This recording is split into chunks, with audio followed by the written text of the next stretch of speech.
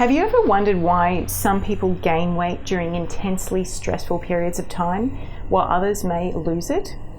Well, hello, I'm Sheridan, naturopath and nutritionist, and today I'm going to help you break this down.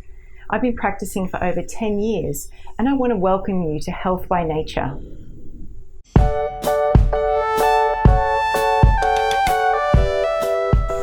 You've likely heard the saying, we only know what we know.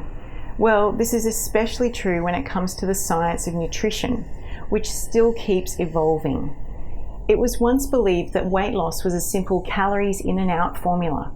However, as technology develops, we have much more sophisticated functional medicine testing available, which confirms that there is much more to it. Especially relevant are our hormones and the diversity and resilience of our gut bacteria. In clinical practice, I see time and again people frustrated with their short-term efforts for weight loss, exercising heaps and hardly eating anything. For this video, I want to focus on the hormones involved and why some people during intensely stressful times can lose weight initially, but over the long term, most people will gain weight. Stress initially raises cortisol, which stimulates the body to use up the glucose that's in the blood and the muscle storage, which gives us the energy that we need to run away from whatever threat is in front of us. Perception of real threats and those unreal are the same. The response in the body, the physiology is the same. In the short term, the body gets into a catabolic state, breaking down muscle and using up the insulin, along with reducing appetite, and so some people will initially lose weight.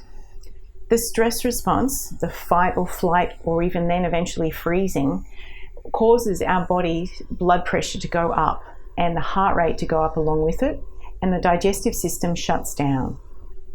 But if this long-term stress, either physical, mental, or emotional stress, doesn't settle down or lower, then the hormone rush that's going on, with the insulin staying high, it will basically keep storing all that extra glucose, and it keeps you staying with the weight gain cycle. This hormone rush will usually lead to poor sleep, more carb cravings, and then a weakened immune response and no libido. This is no fun at all, and I'm sure you've experienced it at some point. Most of the time, when we are in balance, the nervous system can use a combination of both glucose and body fat as fuel. When we operate at a high level of stress all the time, the body thinks it's in danger. And so if the insulin goes up to act as a fast-acting glucose source for fuel into the cell, ultimately to make our bodies feel safe again. Being repeated over time, our bodies have lost the ability to use our body fat stored as fuel because our bodies are in this constant state of stress. This inability to use body fat as fuel leads to the clothes getting tighter, our moods fluctuating, and eventually we start looking for short-term fuel sources like carbohydrates and all the sugars and stuff to keep our energy levels up because we're also feeling really fatigued. Now, what can we do about it? First, I'd like to ask you to question your thoughts around the urgency and the priorities that we have. Are you feeling rushed often? Do you have shortness of breath? Do you shallow breathe into your throat and not your belly? And if your heart is racing often and it's not deliberately during exercise, then that's another red flag to look out for.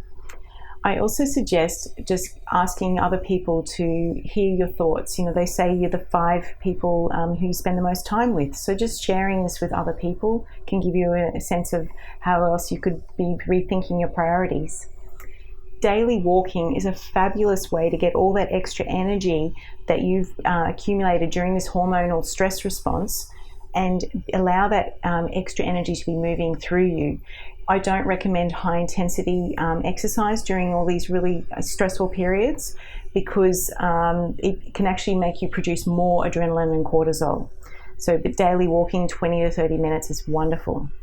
I also recommend avoiding long-term restrictive eating.